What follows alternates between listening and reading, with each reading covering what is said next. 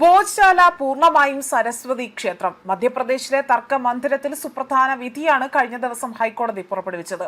ഈ വിധിയിലേക്ക് നയിച്ചത് അല്ലെങ്കിൽ വഴിയൊരുക്കിയത് അയോധ്യ വിധിയിലെ 10 തത്വങ്ങളെ അടിസ്ഥാനമാക്കിയാണ്.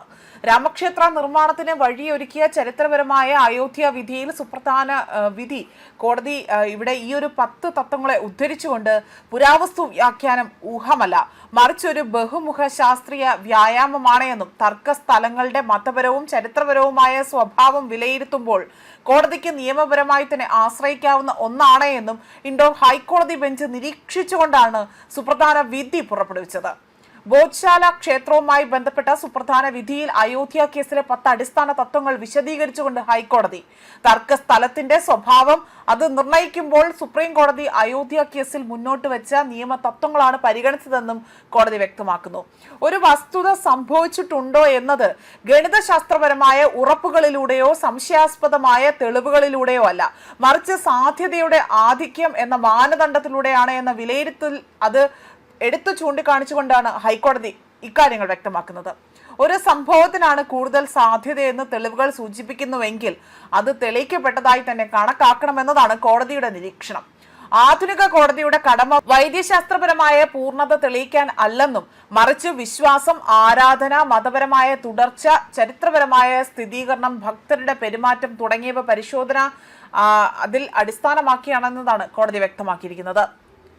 ദേവതയുടെ താല്പര്യങ്ങളും മതപരമായ ദാനധർമ്മങ്ങളും സംരക്ഷിക്കുക കോടതിയുടെ പ്രധാന ഉത്തരവാദിത്തമാണ് എന്നും ആരാധകർക്കും അതിനായി തന്നെ കോടതിയെ സമീപിക്കാനാകുമെന്നതാണ് വിധി വ്യക്തമാക്കുന്നത്. വിഗ്രഹം നശിപ്പിക്കപ്പെട്ടാലും മതപരമായ ഉദ്ദേശവും ദാനവും അവസാനിപ്പിക്കില്ല എന്നതാണ് കോടതി നിരീക്ഷിച്ചിരിക്കുന്നത്. വിശ്വാസം അതെല്ലായ്പ്പോഴും രേഖാമൂലം തെളിയിക്കാനാവില്ല എന്നും യുക്തിബോധമല്ല വിശ്വാസത്തിന്റെ സത്യസന്ധത നിർണയിക്കുന്നതെന്നും കോടതി വ്യക്തമാക്കി. അതേസമയം ഔദ്യോഗിക ഗസറ്റുകളും സർക്കാർ രേഖകളും ചരിത്ര പശ്ചാത്തലത്തിനുള്ള സഹായകമായ തെളിവുകളായി തന്നെ പരിഗണിക്കാമെങ്കിൽ പോലും അവ മാത്രം അടിസ്ഥാനമാക്കി ഉടമസ്ഥാവകാശം നിർണയിക്കാനാവില്ല എന്നും ഇവിടെ നിരീക്ഷിക്കുന്നുണ്ട്. ആർക്കിയോളജിക്കൽ സർവേ ഓഫ് ഇന്ത്യ റിപ്പോർട്ടുകളുടെ തെളിവ് മൂല്യത്തെയും കോടതി വിശദമായി തന്നെ പരാമർശിച്ചു. പുരാവസ്തു കണ്ടെത്തലുകൾ ദുർബലമായ തെളിവുകൾ അല്ല എന്നും ചരിത്രപരവും മതപരവുമായ അവകാശങ്ങൾ വിലയിരുത്തുമ്പോൾ അവയ്ക്ക് ഉയർന്ന സാധ്യത അല്ലെങ്കിൽ അത്തരം ഒരു മൂല്യമുണ്ട് എന്നതാണ് വ്യക്തമാക്കുന്നത്. ഭോജ്ശാലയിൽ തടസ്സമില്ലാത്ത ഹിന്ദു ആരാധനയുടെ തെളിവുകൾ കണ്ടെത്തിയതായും രാജഭോജുമായി തന്നെ ബന്ധപ്പെട്ട സംസ്കൃത പഠന കേന്ദ്രവും സരസ്വതി ദേവിക്ക് സമർപ്പിച്ച ക്ഷേത്രവുമാണ് സ്ഥലത്തിന്റെ ചരിത്രപരമായ തിരിച്ചറിവെന്നും കോടതി നിരീക്ഷിച്ചു.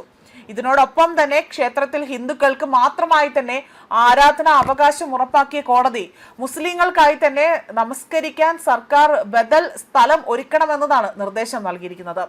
2023 ASI ഉത്തരവ് പ്രകാരം അതിലുണ്ടായിരുന്ന ചൊവ്വാഴ്ച ഹിന്ദു ആരാധനയും വെള്ളിയാഴ്ച മുസ്ലിം നമസ്കാരവും അനുവദിച്ചിരുന്ന ക്രമീകരണം കോടതി ഇപ്പോൾ റദ്ദാക്കിയിരിക്കുകയാണ് ചെയ്യുന്നത്.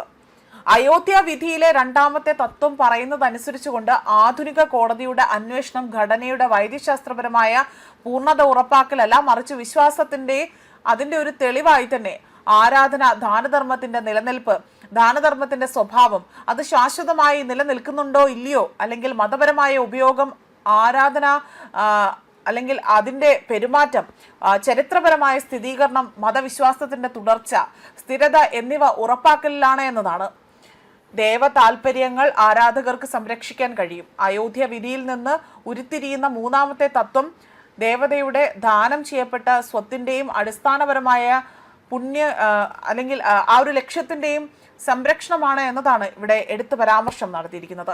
അതിനാൽ തന്നെ ദേവതയുടെയോ ഉദ്ദേശത്തിന്റെയോ താല്പര്യങ്ങൾ അതിന്റെ ഗുണഭോക്താക്കൾക്ക്, ആരാധകർക്ക് സംരക്ഷിക്കാൻ കഴിയുമെന്നും വിഗ്രഹം നശിപ്പിക്കുന്നത് മതപരമായ ദാനങ്ങൾ അവസാനിപ്പിക്കുന്നതിന് കാരണമല്ല എന്നതാണ് ഇതിലൂടെ തന്നെ വ്യക്തമാക്കിയിരിക്കുന്നത്. ഇത്തരം കേസുകൾ തീരുമാനിക്കുന്നതിന് സർക്കാർ രേഖകൾ നിർണായകമല്ല. മതപരമോ ചരിത്രപരമോ ആയ ബന്ധത്തെ പരാമർശിച്ചുകൊണ്ട് തർക്കസ്ഥലത്തെ സ്ഥിതികൾ തിരിച്ചറിയുന്നത്, അതിലെ ഔദ്യോഗിക വിവരങ്ങൾ, ഭരണപരമായ നാമകരണം, അതായത് സർക്കാരുമായുള്ള കത്തിടപാടുകൾ, സമകാലിക ഔദ്യോഗിക രേഖകൾ എന്നിവയ്ക്ക് അവിടെ ഭൗമമായ തെളിവുകൾ ഉണ്ടായിരിക്കണം എന്നതാണ് ഇവിടെ എടുത്തു പറഞ്ഞിരിക്കുന്നത്. മാത്രമല്ല ഇവിടെ ഏകദേശം 10 തത്വങ്ങളെ അടിസ്ഥാനമാക്കിക്കൊണ്ടാണ് ഈ ഒരു രീതിയിൽ ഇവിടെ ഈ ഒരു വിധി പുറപ്പെടുവിച്ചിരിക്കുന്നത്. ചരിത്ര പുരാവസ്തു ആരാധനാക്രമ തെളിവുകളെ ഗണ്യമായി തന്നെ സ്ഥിരീകരിക്കാൻ ഇതിന് കഴിയുമെന്നും ഉപഭോക്താവ് അനുസരിച്ചുള്ള വഖഫ് ഇവിടെ ബാധകമല്ല എന്നതും ഇതിലൂടെ തന്നെ എടുത്തു പറയുന്നുണ്ട്. ന്യൂസ് ഡെസ്ക് കർമ്മ ന്യൂസ്.